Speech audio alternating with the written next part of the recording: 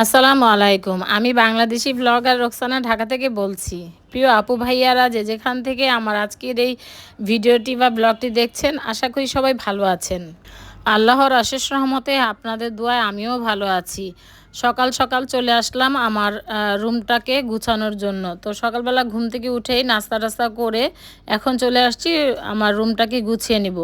তো আজকে একটু ডিপ ক্লিনিং করব, মানে মোছামাছি করব। তো প্রতিদিনই সম্ভব হয় না ফার্নিচারগুলি মোছা।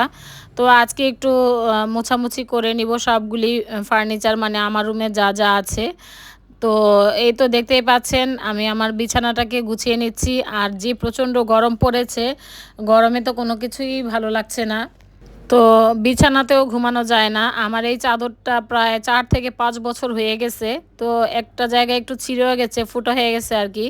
তারপর কেন জানি পুরান চাদরগুলি বিছালে মনে হয় যে না, একটু ভালো লাগে, আরাম লাগে। আর নতুন চাদর বিছিয়ে তো ঘুমানোই যায় না রাতের বেলা। তো এই অবস্থা। আর এত রৌদ্র, এত গরম পড়েছে যে মানুষের তো অবস্থা খুবই খারাপ হয়ে যাচ্ছে। তো আমরা যারা বাসায় থাকি আমাদের যে গরমটা লাগে, তো আমরা তো সহ্য করতে পারতেছি। কিন্তু যারা বাহিরে থাকে, যেমন বাহিরে অনেকে কাজ করতেছে, মানে কি বলে, রিক্সা চালাচ্ছে, কেউ তরকারি বিক্রি করছে, কেউ ভ্যানে কোনো ফল সবজি টবজি বিক্রি করছে। তাদের কি অবস্থা একটু আমরা যদি চিন্তা করি। তো আমি গতকালকে শুনলাম যে এক রিক্সাওয়ালা নাকি স্ট্রোক করেছে। তো আল্লাহ আসলে কেন যে এতটা এরকম মানে রৌদ্র দিতেছে বুঝতেছি না। অথচ দুবাইতে বন্যার সাগর বয়ে যাচ্ছে আর কি, কিন্তু বাংলাদেশে আমাদের এই ঢাকাতে প্রচণ্ড রৌদ্র, প্রচণ্ড তাপমাত্রা, আসলে টিকা যাচ্ছে না। তো আমরা তো গৃহিণী, আমরা বাসায় থাকতেছি, হয়তো বা একটু কাজ করছি, ফ্যানের নিচে থাকতেছি।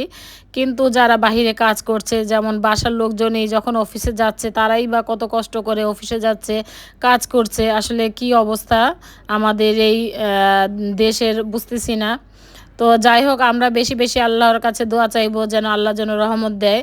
তো এই আর কি। তো এই তো আমি টুকিটাকি আমার ফার্নিচার যা ছিল সবগুলি একটু মুছিয়ে নিচ্ছি আর কি। তো এতটা রৌদ্র যে কি বলবো, আসলে কোনো কাজ করতেও শান্তি পাচ্ছি না, রান্নাঘরেও গেলেও শান্তি পাচ্ছি না, বা কোনো কিছুই করে শান্তি পাচ্ছি না। তো আমার তো একই অবস্থা, আমার মনে হয় আপনাদেরও একই অবস্থা। তো এই তো এই টেবিলটা মুছে নিচ্ছি। আপনাদের ভাইয়ার এখানে পড়াশোনা করে, কাজ করে, আর আমার কোরআন শরীফটাও এখানে রেখেছি, যেহেতু প্রতিদিন আমি একটু একটু করে কোরআন শরীফ পড়ি। তো এই তো আমার বিছানা, রুম, ফার্নিচার সব কিছুই গুছানো হয়ে গেছে। আমি চলে যাব ছাদে একটু। তো আজকে আমি আমার ছেলের পছন্দ অনুযায়ী কি বলে শাক আনবো, ছাদ থেকে কিছু শাক নিয়ে এসে রান্না করব। তো এই তো বারান্দায় চলে এসেছি। আমার বড় ছেলের ৩ জোড়া না ৪ জোড়া জুতা, ৩ জোড়া জুতা দিয়েছিল আমাকে ধুয়ে দেওয়ার জন্য। তো আমি অফ ক্যামেরায় এই জুতাগুলি ধুয়ে দিয়েছিলাম গতকাল রাতের বেলায়। তো আজকে সকালবেলা ঝুলিয়ে দিয়েছি। ভাবলাম একটু শেয়ার করি। তো আসলে এইসব টুকটাক ঘরের কাজগুলি, ছেলে মেয়েদের এই কাজগুলি কিন্তু নিজেরাই করা উচিত। এগুলি আসলে কাজে যে কাজ করে আপারা বুয়ারা, তাদেরকে দেওয়া আসলে ঠিক না। তো আমিও এইসব ছোটোখাটো কাজগুলি নিজেই করতে ভালোবাসি। তো করল্লা পেকে গিয়েছিল, একটু করল্লা রোদ্রে দিয়েছি বারান্দায়। তো সেটা শুকালে ছাদে এনে লাগাবো। তো আমি আর আলিফ চলে আসছি ছাদে। প্রচণ্ড রৌদ্র, দেখতেই পাচ্ছেন গাছগুলির কি অবস্থা। আসলে মানুষ থেকে দায় হয়ে যাচ্ছে, আর এখানে তো সামান্য গাছ। তো গাছগুলি একদম তেনিয়ে যাচ্ছে। তো আমার অনেক গাছ মরেও যাচ্ছে, বারান্দায় অনেক গাছ মরে যাচ্ছে। আসলে কি করব বা কি করা উচিত আমি বুঝতেছি না। আসলে এটা মনে হয় আমার ক্ষেত্রে হচ্ছে না, প্রত্যেকটা বাসায় হচ্ছে, যারা গাছ আছে যাদের বাসায় বা বারান্দায় বা ছাদে, তাদের হচ্ছে। তো এখানে কিছু মরিচ গাছ আছে, কিছু পুঁইশাকের গাছ আছে, আর করল্লা গাছ আছে। আর আমার এখানে অনেক সুন্দর সুন্দর পুদিনা পাতা হয়েছে। তো বাজার থেকে যখন রোজার মধ্যে পুদিনা পাতা এনে খেয়েছিলাম, তখন এখানে লাগিয়ে দিয়েছিলাম। তো এই তো আর কিছু বেগুন আছে, বেগুনগুলি ছিঁড়ে নিচ্ছি। তো এই আর কি অবস্থা, দেখতেই পাচ্ছেন আমি রোদের মধ্যে মানে তাকাতেই পারছি না, এমন রৌদ্র। তখন বাজে কিন্তু 11টা কি 11:30 বাজে সকাল। তো মনে হয় অনেক রৌদ্র, মানে কি আর বলবো। যাই হোক, আজকে আমরা একটু লেবুও পেরে নিব, তারপর একটু পুদিনা পাতা নিয়ে যাব। তো আলিফ শরবত বানাবে, আমরা খাবো সেই শরবত। তো এই গাছটার নাম হলো করসল পাতা, করসল গাছ আর কি। তো করসল গাছটা ক্যান্সার রোগের জন্য নাকি অনেক উপকারী। তো আমার আম্মার যেহেতু ক্যান্সার হয়েছে, তো এই গাছটা আমরা ঝিনাইদহ থেকে অনলাইন থেকে অর্ডার করে নিয়ে এসেছি। তো পাতা হচ্ছে, আর কিছু গাছ আমার খালুও লাগাইছে করসল গাছ। তো খালু মাঝে মধ্যে এনে দেয়। তো ওই করসল গাছের পাতা আমার আম্মা রস করে খায়। আর এই তো আমি ফুল গাছ লাগিয়েছিলাম, তো ফুলগুলি আসলে কি বলে ফুটেছে, তবে মরে মরে যাবে, তার জন্য ছিঁড়ে নিচ্ছি। আরও অনেক কলি এসেছে। আর এটা হলো কাঠ গোলাপ ফুল গাছ। তো এই তো 2টা ফুল পেরে নিয়েছি। আর এই তো গাছের খুবই অবস্থা খারাপ। তো এই কয়েকটা গাছ এখনও পর্যন্ত আছে। আমার ছাদে প্রায় 200টা গাছ ছিল, কিন্তু সব গাছগুলি দেখতেই পাচ্ছেন কোনো গাছ নাই। তো ছাদ থেকে আসার সময় একটা আম পেড়ে নিয়ে এসেছি ছোট্ট। আমটাতে একটু কেমন জানি দাগ পড়েছে। আর এই তো শাক, আর এই তো 2টা ফুল নিয়ে এসেছি, আর বেগুন, আর ছিল কি বলে ধনিয়া পাতা, যে বিলাতি ধনিয়া পাতা বলে, তো বিলাতি ধনিয়া পাতা ছিল, আর পুদিনা পাতা ছিল। তো আলিফ অনেক মজা করে শরবত বানিয়েছে, কি কি বলে লেমন মিন্ট না কি যেন একটা শরবতের নাম। তো ওই শরবতটা বানিয়েছিল, আমি আলিফ খেয়েছিলাম, অনেক ভালো লেগেছে। আসলে এই গরমে যে প্রচণ্ড গরম পড়েছে, এই গরমে আমাদের একটু পরপরই হালকা পাতলা একটু ঠান্ডা পানি মানে খেলে ভালো, তবে অতটা ঠান্ডা খেলে কিন্তু অনেক ঠান্ডা লেগে যাবে। তো বাসায় ওরকমভাবে তেমন কোনো মাছ সবজি টবজি ছিল না। তো পুঁইশাকগুলি অনেক বড় হয়েছে পাতাগুলি, তাই ভাবলাম যে একটু নিয়ে আসি। আর আমার বড় ছেলে অনেক পছন্দ করে, ওকে যদি মাছ মাংস না দিয়ে যদি পুঁইশাক দিয়ে চিংড়ি মাছ দিয়ে রান্না করে দেন, বা পুঁইশাক দিয়ে ডাল রান্না করে দেন, অথবা পুঁইশাক ভাজি করে দেন, আর সাথে যদি একটু আলু ভর্তা ডাল হয়, আমার ছেলের অনেক মানে পছন্দের একটি খাবার। তো হঠাৎ করে মনে হলো যে না, আমার ছেলেটা অনেক দিন ধরে আসলে দুপুরবেলা ও খায় না, সকালবেলা ওর বাবার সাথে চলে যায়। আজকে যেহেতু বাসায় আছে, আমি ওর জন্য একটু পুঁইশাক রান্না করি, তার জন্য চলে গিয়েছিলাম ছাদে। আর এই তো আলিফ শরবত বানিয়েছে, তবে অফ ক্যামেরায় বানিয়েছে, শরবত খাচ্ছি। তো ভাবলাম যে একটু বারান্দায় নিয়ে একটু ফটো সেশন করি। তো এই তো দেখেন শরবতের কালারটা এত ভালো লাগতেছিল, আর এত মজা হয়েছিল। আলিফ বানিয়েছে, হয়তো আপনারা বিশ্বাস করবেন না, কিন্তু সত্যি কথা আলিফ বানিয়েছে। তো আলিফ আসলে অনেক মজা করে শরবত বানাতে পারে, তবে পুদিনা পাতাটা একটু বেশি দিয়ে ফেলেছে আর কি। যাই হোক, ছোট মানুষ বানিয়েছে, আলহামদুলিল্লাহ।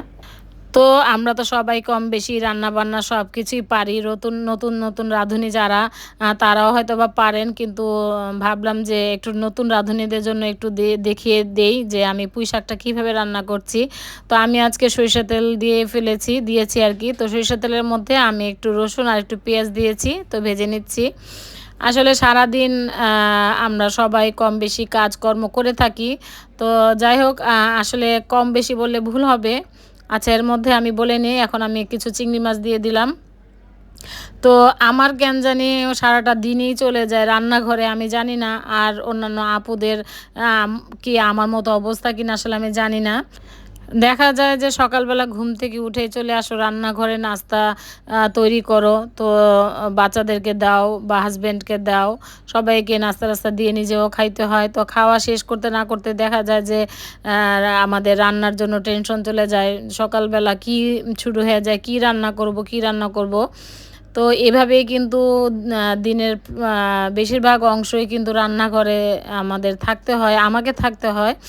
তো এই আর কি। তো রান্না করতে করতে 1টা 1:30 বেজে যায়। এসে গোসল করো, নামাজ পড়ো, এগুলি কোরআন শরীফ আবার একটু পড়ি। তো পড়ে এসে আবার বিকালে দেখা যায় যে একটু নাস্তা, একটু চা বা ভাত রান্না করব, তরকারিগুলি গরম করব।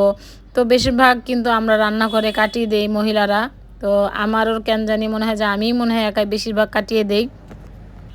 তবে এখন যেহেতু গরম পড়ছে, একটু পর পরই রুমে আসতেছি, একটু রেস্ট নিচ্ছি, তারপরে কাজ করতেছি। আর আমার ছোট ছেলে তো বলবে যে আম্মু তোমার মনে হয় রান্নাঘরে থাকতে বেশি ভালো লাগে, তুমি এই গরমের মধ্যে কিভাবে রান্নাঘরে থাকো, ও আমার ছেলে আমাকে বলে। তো তো আসলে ছেলে মেয়েরা কিন্তু বড় হইলে তখন কিন্তু মায়ের কষ্টটা বুঝে যে এতটা গরম। আর আমার 2 ছেলে তো 2 রুমে এসি ছেড়ে আসলে ওরা থাকে, তো রান্নাঘরে তো প্রচণ্ড গরম। আর বড় ছেলে এসে বলবে, আম্মু তুমি ফ্যানটা কেন অফ করে রাখছো, ফ্যানটা ছাড়ো।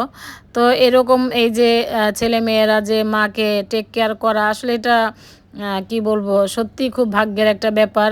দেখা গেল যে অনেক ছেলে মেয়েরা আছে যেমন বাবা মার কোনো খোঁজ খবর নেয় না। তো এগুলি আসলে আমি টিভিতে বা পেপারে আসলে দেখেছি আর কি, তার জন্য বলা। তবে যাদের ভিতরে মনুষ্যত্ব আছে তারা হয়তো বা এরকম কাজ করে না। তো আমি আশা করি আমার যারা ইউটিউবের আপু ভাইয়ারা আছে তারাও অনেক ভাগ্যবান, তার ছেলে মেয়েরা তাদেরকে অনেক টেক কেয়ার করে, মায়ের যত্ন নেয়। তো অনেক আপু ভাইয়াদের ভ্লগে দেখি যে না, অনেক ছেলেমেয়েরা অনেক হেল্প করে। তো যাই হোক, আমার যেহেতু ছেলে মেয়ে নাই, মেয়ে থাকলে হয়তো বা আমার কাজে অনেক কিছুই হেল্প করতো। তো এই তো এদিক দিয়ে করলা ভাজি বসিয়েছি, ওই দিক দিয়ে পুঁই শাক হয়েছে, আর ডাল বসিয়েছি। আর এদিক দিয়ে আমার ছোট ছেলে চিকেনটা বেশি পছন্দ করে, ওর জন্য আমার প্রতিদিন চিকেন রান্না করতে হয়। তো হাফ চিকেন আমি প্রতিদিন ওর জন্য রান্না করি, প্রতিদিনই। তো আজকে একটু আলু দিয়ে ঝোল রান্না করলাম আর কি। তো এই আর কি, তো প্রতিদিন চিকেন রান্নাটা আসলে কি দেখাবো, এজন্য তেমন ভাবে আর কি দেখাই না।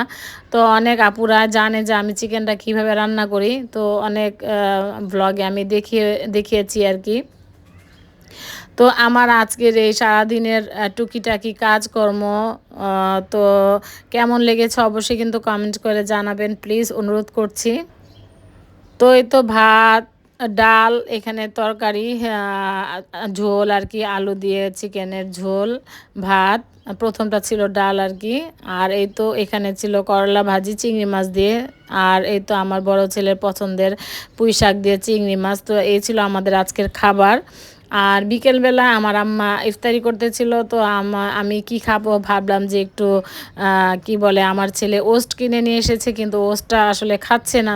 আসলে কোনো কিছু নষ্ট করা আমার একদম পছন্দ না। তো রোজার আগে নিয়ে এসেছিল, তো রোজার মধ্যে তো খাওয়া হয়নি।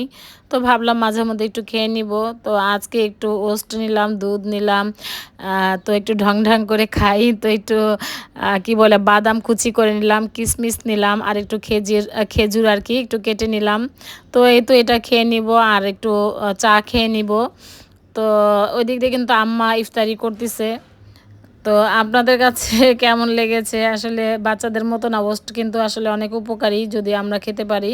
তো আমার কাছে কিন্তু ভালো লাগে, আমি একটু মাঝে মধ্যে খাই এভাবে, তাই আপনাদের সাথে আজকে একটু শেয়ার করলাম।